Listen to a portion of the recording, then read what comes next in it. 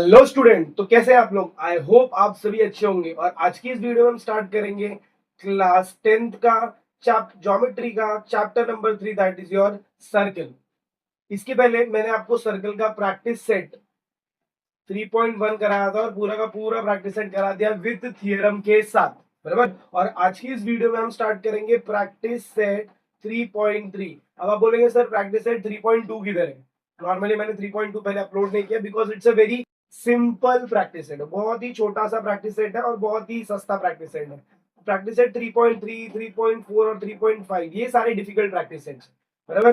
तो इसके लिए हम सबसे पहले देखेंगे प्रैक्टिस सेट 3.3। तो अगेन मैंने आपको मेरा पैटर्न बता दिया है। सबसे पहले हम किसकी बात करेंगे भाई, तो कॉन्सेप्ट की बात करेंगे। उसके बाद हम उसकी बात करेंगे बेसिक्स की, ये प्रैक्टिस सेट में क्या क्या बेसिक्स लगते हैं। और फिर हम एंट्री मारेंगे कहां पर भाई, तो सम्स के ऊपर, बराबर। तो चलिए शुरू करते हैं प्रैक्टिस सेट 3.3 के बेसिक्स के साथ। इसमें क्वेश्चंस बहुत कम है बट इसका बेसिक्स बहुत ज्यादा है। फर्स्ट बेसिक जो हमें मिलेगा that is property of sum of measure of arc. अब आर्क क्या होता है पहले वो समझना पड़ेगा, तो उसके लिए बुलाना पड़ेगा एक सर्कल।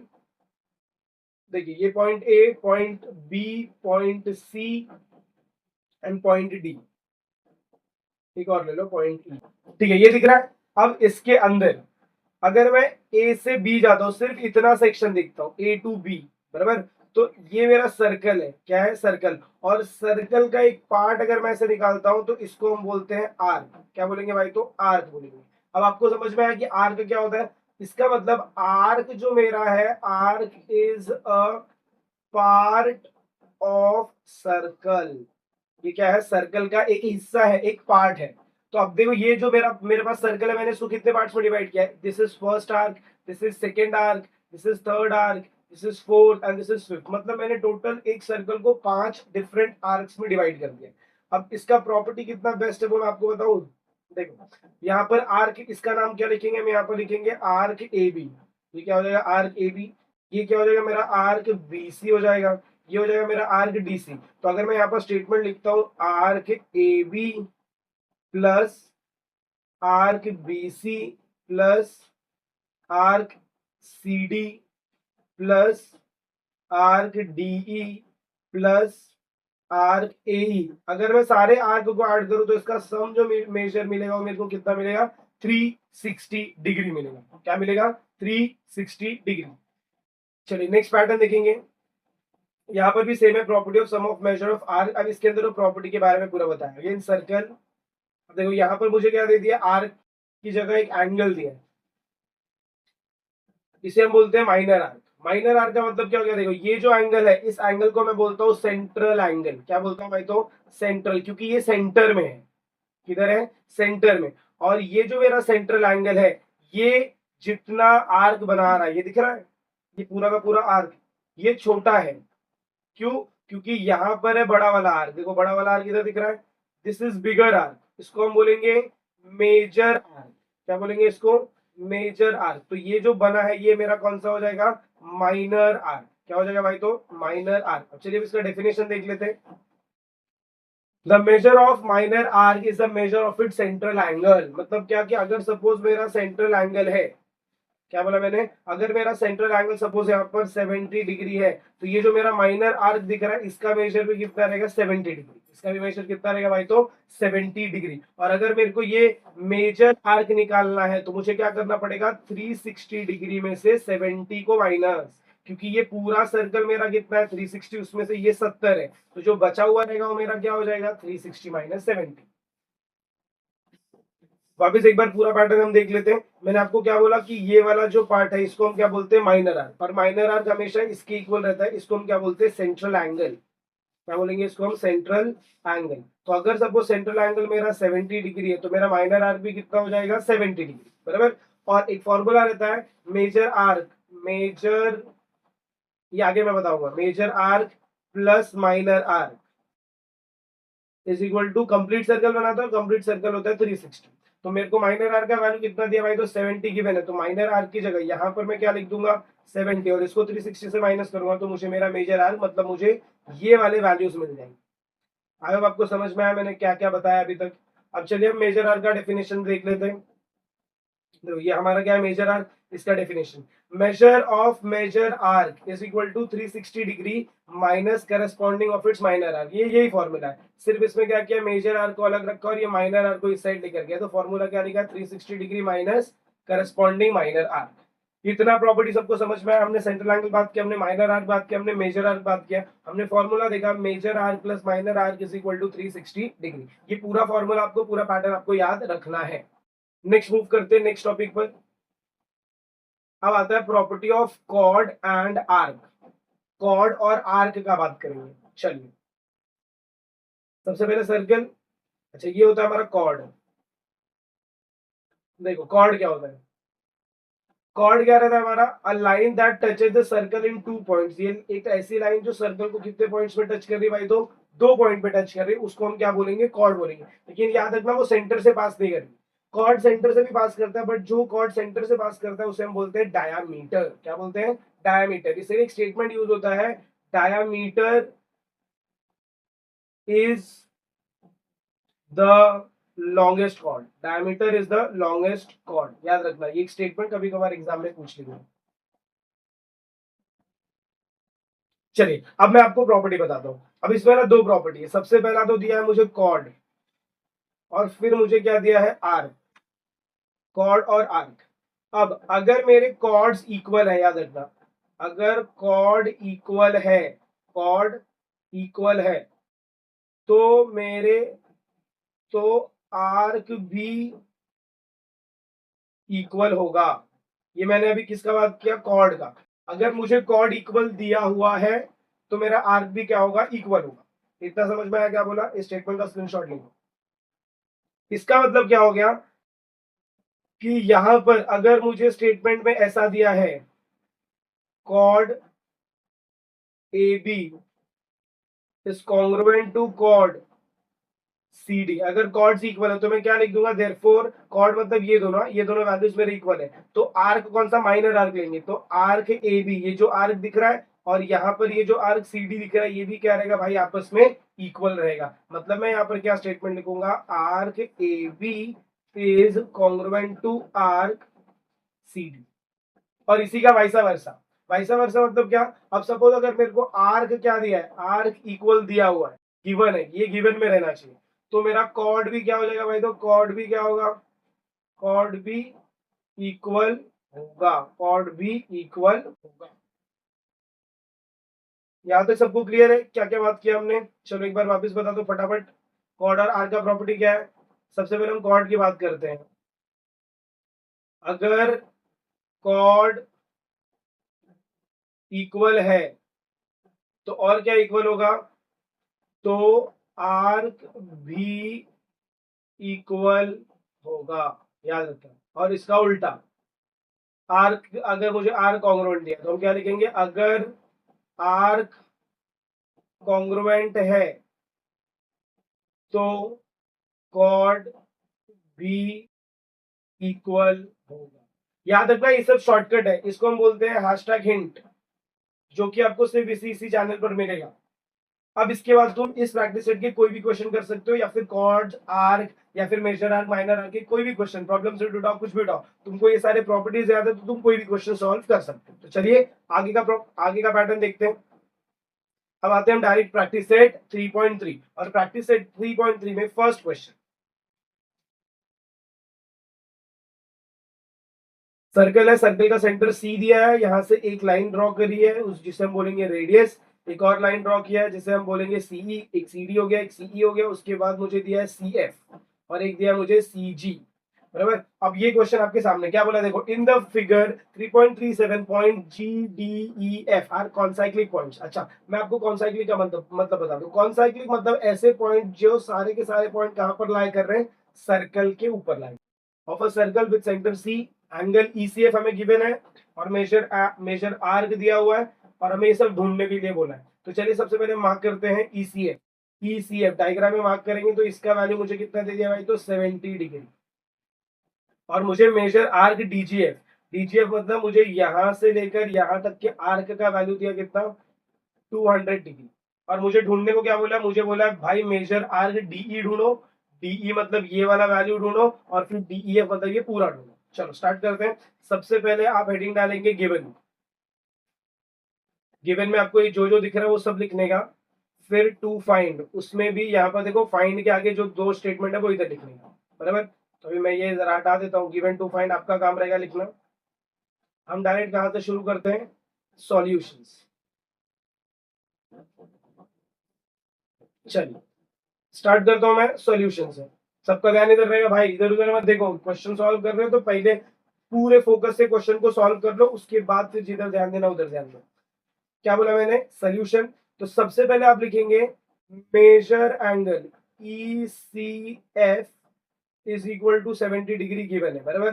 देयरफॉर मेजर एंगल जो मेरा ई सी एफ है ये किसके कॉन्ग्रुएंट है, it is congruent to measure arc E F. इसका रीजन क्या आएगा, सेंट्रल एंगल। रीजन क्या आएगा, सेंट्रल एंगल।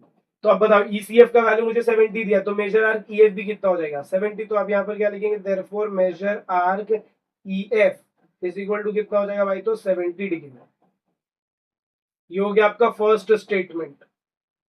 फर्स्ट स्टेटमेंट कौन सा, आपने क्या ढूंढ लिया, मेजर आर्क ईएफ। अभी देखो थोड़ी देर पहले बताया था अगर ये 70 होगा तो ये भी 70 होगा, वही प्रॉपर्टी हमने लगाया। और यहाँ पर हमने क्या लिखा भाई, मेजर ऑफ सेंट्रल एंगल। अब सिर्फ सेंट्रल एंगल लिखेंगे तो भी चलेगा, मेजर ऑफ सेंट्रल एंगल लिखेंगे तो भी चलेगा।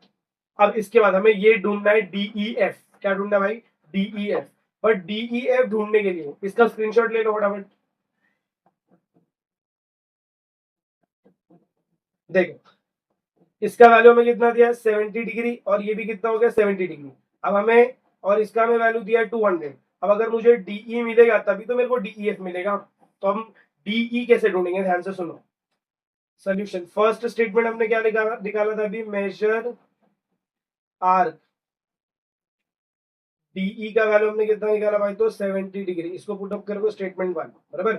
अब आप लिखोगे therefore measure arc DE plus measure arc D G F plus measure arc DE is equal to 360 degree. और इसका रीजन क्या आएगा, sum of measure of all arc is 360 degree. ये आपका रहेगा मेजर। अब इसमें चेक करो आपको किसका किसका वैल्यू गिवन है। मुझे यहाँ पर आर्क डीई का वैल्यू दिया क्या, ये 70। डीजीएफ दिया यस, तो यहाँ पर मैं क्या पुटअप करूंगा भाई, 70 डिग्री। फिर क्या पुटअप करूंगा, 200 डिग्री। फिर क्या पुटअप करूंगा, therefore measure arc DE is equal to 360 degree, बराबर। अब इनको अगर आप प्लस करोगे और उस साइड लेकर जाके सब्ट्रैक्ट करोगे तो आपका स्टेटमेंट कैसा आएगा, तो ये हो जाएगा measure arc DE is equal to 360 degree minus 270 degree. अब सब्ट्रैक्ट करेंगे तो क्या स्टेटमेंट आएगा,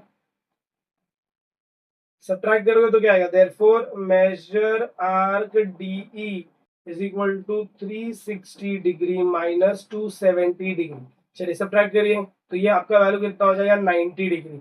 देयरफॉर मुझे मेजर आर्क डीई कितना मिल गया भाई, तो 90 डिग्री।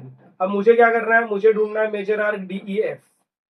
मुझे क्या ढूंढना है, मेजर आर्क डीईएफ। अगर मैं डीईएफ देखूं तो ये देखो यहाँ पर मुझे डीई दिख रहा है और ये मेरा ईएफ है, मतलब मेरे को दोनों को क्या करना पड़ेगा, ऐड करना पड़ेगा। तो मैं यहाँ पर क्या लिखूंगा, measure arc DEF is equal to measure arc DE plus measure arc EF. इसमें आप रीजन क्या लिखेंगे, arc addition, arc addition property. क्या लिखेंगे भाई, तो आर्क एडिशन प्रॉपर्टी। इतना समझ में आया। अब उसके बाद इसको आप स्टेटमेंट डाल दो 2। फिर आप यहाँ पर क्या लिखोगे, therefore measure arc DEF is equal to, DE का वैल्यू मुझे कितना मिला था, 70 डिग्री फ्रॉम स्टेटमेंट 1। और ईएफ सॉरी डीई का आपको 90 डिग्री मिल गया फ्रॉम स्टेटमेंट 2। और ईएफ का मेरे को पहले मिल गया था 70 डिग्री फ्रॉम 1। तो यहाँ पर मैं क्या लिखूंगा, रीजन फ्रॉम 1 एंड 2, बराबर। अब बताओ मेजर आर्क डीईएफ मेरे पास कितना है, therefore measure arc DEF is equal to, इनको ऐड करेंगे तो कितना हो जाएगा, 90 प्लस 70 160 डिग्री। तो ये आपका हो गया फाइनल आंसर। फाइनल आंसर आपका कितना हो जाएगा, DEF is equal to 160 degree. I hope आपको ये दोनों स्टेटमेंट समझ में आया। देख लो यहाँ का भी देख लो। सबसे पहले हमने क्या निकाला, आर्क DE, इसके लिए मैंने आपको पहले लिखवा दिया। फिर हमने क्या कैलकुलेट किया, आर्क DE, कौन सा प्रॉपर्टी लगा के, sum of measure of all arc लगाकर आर्क DE आपको बताया। फिर उसके बाद में कहां पर एंटर कर गया, तो आर्क DEF, उसके लिए हमने प्रॉपर्टी जो यूज किया उसको हम बोलते हैं arc addition property. I hope आपको एक क्वेश्चन समझ में आया। Let's move on to the next question, that is your question number 2। चलिए क्वेश्चन नंबर 2 जब हम चेक करेंगे क्वेश्चन, और इसमें हमें ये ऐसा डायग्राम दिया है, ट्रायंगल के नेमिंग भी दिए हैं। अब दिखने में ये ट्रायंगल दिख रहा है बट एक्चुअल में ट्रायंगल नहीं है, बराबर याद रखना, एक्चुअल में ट्रायंगल नहीं है। एक्चुअल में ये एक मेरा क्या है, कॉर्ड, ये भी मेरा क्या है, कॉर्ड, और ये भी मेरा क्या है, कॉर्ड। यहाँ पर देखो क्या दिया, इक्विलेटरल ट्रायंगल।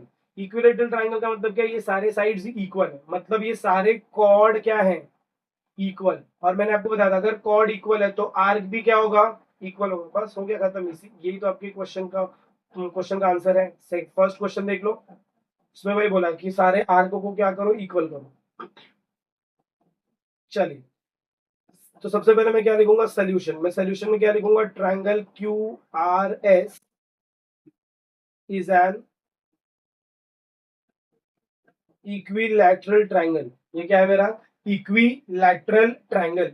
जब ये इक्विलैटरल ट्रायंगल है तो मैं क्या लिख सकता हूं, मैं लिख सकता हूं side QR is congruent to side RS is congruent to side QS, बराबर। आप रीजन क्या लिखेंगे, sides of equilateral triangle, sides of equilateral triangle, बराबर। अब ये जो साइड है ना, हम यहाँ पर साइड नहीं लिखेंगे because we have to use a word called as chord. तो हम सर्कल में इसको समझ रहे कॉर्ड, तो यहाँ पर मैं साइड की जगह इसको क्या किससे रिप्लेस करूंगा, कॉर्ड।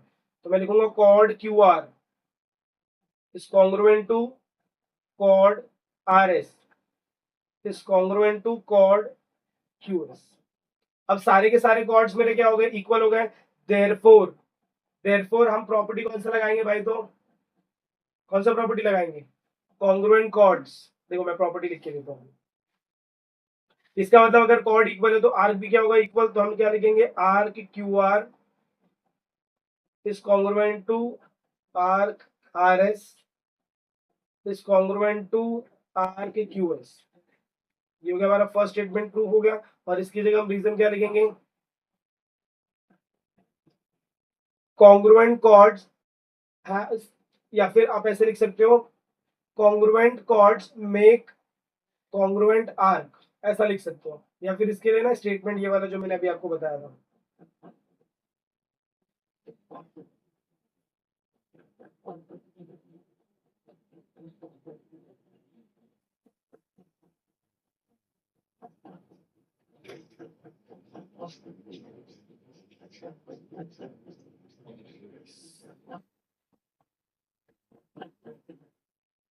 तो इसका जो रीजन आप लिखेंगे वो आप क्या लिखेंगे, congruent chords, congruent chords have congruent arc. ये आप रीजन लिख दो, congruent chords have congruent arc. या फिर आपको टेक्स्ट बुक में ना इसका रीजन दिया है, कॉन्ग्रुएंट कॉर्ड सबटेंड्स कॉन्ग्रुएंट और आर्क, ऐसा स्टेटमेंट करके दिया, वहां से भी देख के लिख सकते हैं। ये हमारा फर्स्ट स्टेटमेंट प्रूफ हो गया, that is arc RS is congruent to arc QS is congruent to arc QR। अब आप ये मत देखना कि मैंने यहाँ पर RS पहले मैंने बाद में लिखा, वो सब चलता है, दैट इज उसका कुछ इशू नहीं है। प्लीज इसका स्क्रीनशॉट ले लो ताकि मैं क्वेश्चन नंबर 2 की तरफ मूव करूं। चलिए, तो क्वेश्चन नंबर 2 की तरफ चलेंगे। ये गायब। अब देखो इसमें क्या बोला, मेजर आर QRS। अगर मैं इधर देखता हूँ, ये मेरा Q है, ये मेरा R है, ये मेरा S, मतलब मेरे को यहां से लेकर यहां तक का मेजरमेंट ढूंढना है। आई होप सबको समझ में मैंने क्या बोला, हमें कौन सा मेजरमेंट ढूंढना है। चलिए, अब हम सबसे पहले क्या करेंगे ना, सारे के सारे कॉर्ड्स का मेजरमेंट हम निकालते हैं। देखो अभी मैंने आपको क्या बताया था, ये सारे के सारे आर्क कॉन्ग्रुएंट है, मतलब मेरा arc RS is congruent to arc QS is congruent to arc QR। ये सब कॉन्ग्रुएंट है तो हम इसको क्या ले लेंगे, लेट X ले लेंगे। क्या ले लेंगे भाई, तो X ले लेंगे। अब मेरे को पता है आर्क एडिशन प्रॉपर्टी, या फिर sum of measure of all arc. तो अगर मैं ऐसे लिखता हूँ arc R S plus arc Q S plus arc Q R is equal to कितना हो जाएगा, तो 360 डिग्री। रीजन क्या लिखेंगे, sum of all arc of a circle. ये पूरा क्या बनाता है, कंप्लीट सर्कल ना, इसलिए sum of all arc of a circle. या फिर तुम डायरेक्टली रीजन क्या लिख सकते हो, आर्क एडिशन प्रॉपर्टी, दोनों चलेगा। अब देखो ये तीनों के तीनों वैल्यू मेरे x है ना, तो इधर x plus x is equal to कितना हो जाएगा 360 डिग्री। तो ये हो जाएगा 3x is equal to 360 degree. तो x का वैल्यू मेरा कितना हो जाएगा 360 डिग्री डिवाइडेड बाई 3। तो x का वैल्यू मेरा हो जाएगा 120 डिग्री। इतना सबको समझ में आया क्या बोला मैंने, इसका स्क्रीनशॉट लो फटाफट। चलो आगे देखते हैं। तो x का वैल्यू भाई मुझे कितना मिल गया, 120 डिग्री मिल गया। कितना मिल गया, 120 डिग्री मिल गया। अब मैं therefore measure arc QS is equal to measure arc RS, और कौन सा है QS RS और QR is equal to measure arc QR is equal to x था। अब मुझे x का वैल्यू पता है, तो मैं x को यहां से हटाऊंगा और यहाँ पर मैं कौन सा वैल्यू डाल दूंगा भाई, मैं यहाँ पर डाल दूंगा 120 डिग्री। इतना सबको समझ में आ गया, मतलब मेरे सारे आर्क जो है वो कितने डिग्री के इक्वल है, 120 के इक्वल है। अब मुझे यहाँ पर ढूंढने को क्या बोला, मुझे ढूंढने को बोला QRS। क्या ढूंढने को बोला है, QRS। चलो इधर दिखा देता हूँ मैं। देखो मेरा सर्कल है और सर्कल के अंदर मेरे ऐसे 3 ट्राइंगल है। तो यहाँ पर Q है, यहाँ पर R है, यहाँ पर S है। मेरे को क्या बोला भाई, QRS ढूंढो। अगर मैं QRS में जा रहा हूँ तो RQR आ रहा है और RS आ रहा है, बराबर। अब चलो देखो, देयरफॉर मेजर आर्क QRS अगर मुझे चाहिए तो मुझे कौन से दो आर्क को ऐड करना पड़ेगा, एक होगा measure arc QR plus measure arc RS। अगर मैं QR का वैल्यू देखो तो कितना हो जाएगा, 120 plus 120 which is nothing but equal to 240 degree. Therefore measure arc QRS मुझे कितना मिल जाएगा भाई, तो 240 डिग्री। आई होप आपको ये क्वेश्चन भी समझ में आ रहेगा। क्वेश्चन नंबर 2, देखो ये सब बड़े बड़े क्वेश्चन है और एग्जाम में ये क्वेश्चंस पूछे जाते हैं, क्योंकि practice set 3.3 interesting practice set है और इसमें दो ही प्रॉपर्टी हमें ज्यादा डिस्कशन करना है। पहला वाला मैंने आपको जो बताया, अगर मेरा कॉर्ड इक्वल है तो मेरा आर्क इक्वल होगा। उसका उल्टा, अगर सपोज मुझे आर्क कॉन्ग्रुएंट दिया है तो मेरा कॉर्ड भी इक्वल होगा। और एक थर्ड मैंने स्टार्टिंग में जो मैंने आपको बताया था, वो आपको क्या बताया था कि हमेशा जो सेंट्रल एंगल रहता है वो आर्क के इक्वल रहता है। और मैंने आपको क्या बताया कि जितने भी आर्क हैं, अगर आप सारे आर्क को ऐड करते हैं तो पूरा कंप्लीट सर्कल मिलता है, जिसका मेजर होता है 360 डिग्री। तो आई होप आपको ये क्वेश्चन नंबर 2 भी समझ में आया रहेगा। लेट्स इसका स्क्रीनशॉट ले लो and then let's move on to the next question, that is your question number 3। उसके लिए सबसे पहले डायग्राम देखो, ऐसा डायग्राम आपको दिया है, इसके अंदर दोनों कॉर्ड है, कॉर्ड AB और कॉर्ड CD। तो in the figure 3.39 of your text book chord AB is congruent to chord CD। Prove that, हमें प्रूव करना। अब देख भाई, ये तू देखते ही कर लेगा, मैंने ना तेरे को वो शॉर्टकट बता दिया है। मैंने क्या बोला था, अगर कॉर्ड इक्वल है, क्या इक्वल है, कॉर्ड इक्वल है तो आर्क भी इक्वल होगा, ऐसा बताया था मैं। बट अगर तू ध्यान से देखेगा, ध्यान देगा तो इधर कॉर्ड AB, इधर कॉर्ड AC है, फर्क है ना। ये फर्क को बताने के लिए, फर्क क्या है वो मैं तुम्हें बता देता हूँ, चलो ध्यान से सुनते हैं। सबसे पहले हम क्या लिखेंगे, सबसे पहले ना इधर से मैं दो डायग्राम बनाता हूँ, एक ऐसा सर्कल, एक ऐसा सर्कल। एक में हम लेते हैं कॉर्ड AB, क्या लेंगे भाई, तो कॉर्ड AB। और दूसरे में हम लेते हैं कॉर्ड CD, क्या लेंगे भाई, तो कॉर्ड CD। इतना समझ में आया, पक्का। अब इसका मतलब क्या है कि अगर जब मैं कॉर्ड AB की बात करता हूँ तो ये आर्क लूंगा मैं कॉर्ड AB, बराबर। और जब मैं कॉर्ड CD की बात करता हूँ तो मैं ये वाला आर्क लेने वाला हूँ, ये वाला आर्क लूंगा यहाँ से। दोनों डायग्राम दिख रहा है, एक ब्लू वाला एक रेड वाला। चलो अब आगे चलते हैं। अब इसका जब हम सोल्यूशन लिखेंगे तो कैसे लिखेंगे, देखो जब हम सोल्यूशन की बात करेंगे तो सोल्यूशन में हम क्या लिखने वाले हैं, chord AB is congruent to chord CD। ये तो हमको क्या है, ये हमको गिवन दिया है। एक मिनट जरा मैं इसको हटा दूं, ये तुमको समझ गया रहेगा। ये तुमको समझने के लिए मैंने जस्ट डायग्राम को दो पैटर्न्स में डिवाइड किया था। एक्चुअली में हमें इधर डायरेक्ट ये समझना है। इसको हम क्या लिख देंगे यहाँ पर भाई, तो गिवन। अब बताओ, अगर मेरा कॉर्ड कॉन्ग्रुएंट है तो मेरा आर्क भी क्या होगा, कॉन्ग्रुएंट होगा। therefore I will write therefore arc AB is congruent to arc CD. इसका रीजन आप क्या लिखोगे? congruent chords have corresponding arc congruent. ये रीजन आएगा, ये आपके प्रॉपर टेक्स्ट बुक का लाइनिंग है. congruent chords have corresponding arc congruent. अगर यही सपोज arc congruent, तो यहाँ पर chord की जगह पहले आप लिखोगे congruent arcs have corresponding chord congruent, वैसा आएगा. अब मैं आर्क AB को स्प्लिट करूंगा. अगर तुम आर्क AB देखोगे जो यहां से यहां तक जा रहा है वो स्प्लिटेड है AC प्लस CB में. तो आर्क AB स्प्लिट होगा कैसे? Arc AC plus arc CB, ऐसा स्प्लिट हो जाएगा. थोड़ा सा कंफ्यूजन क्रिएट मत होने देना. ये आर्क, ये C छोटा है, ये आर्क का पार्ट है, इज इक्वल टू, एक मिनट जरा हम नीचे लिखते हैं तो आपको कंफ्यूजन क्रिएट हो जाएगा. देखो मैंने क्या बोला, हमें क्या लिखना है यहाँ पर?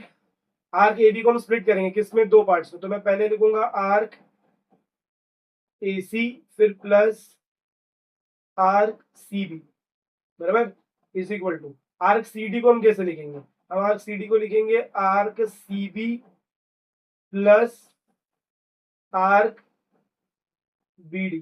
इधर हम रीजन क्या लिखेंगे? Arc addition property. रीजन क्या रहेगा भाई? तो आर्क एडिशन प्रॉपर्टी, क्योंकि ये एक सिंगल आर्क है ना. सिंगल आर्क को हम लोग दो आर्क में कन्वर्ट कर रहे हैं और दोनों का क्या कन्वर्ट कर रहे हैं भाई? तो एडिशन में कन्वर्ट कर रहे हैं. अब तुम अगर दोनों साइड देखोगे तो आर्क CB CB सेम है, तो इसको हम क्या कर देंगे? यहाँ से कैंसिल करते मेरे को मेरा फाइनल आंसर क्या मिल जाएगा? Arc AC is congruent to arc BD. ये मेरा फाइनल आंसर है जो मुझे क्या चाहिए भाई? टू प्रूफ के लिए बोला है. आई होप आपको ये क्वेश्चन नंबर 3 भी समझ में आएगा. थोड़ा सा ट्रिकी क्वेश्चन है, but as and when you will practise you will, बोलते ना, मास्टर कर जाओगे ज्योमेट्री के ये टॉपिक्स को. याद रखना सारे के सारे हिंट और जो भी इंपॉर्टेंट चीजें वो आपको इसी चैनल पर प्रोवाइड की जाएंगी. तो अगर आपने अभी तक चैनल को सब्सक्राइब नहीं किया तो प्लीज सब्सक्राइब कर लीजिए. अगर आप चैनल पर नए हैं, वीडियोस अच्छी लग रही तो आप इसे शेयर भी कर सकते हैं. मिलते हैं अगले वीडियो में प्रैक्टिस 3.4 और 3.5 के साथ. तब तक के लिए have a good day and take care.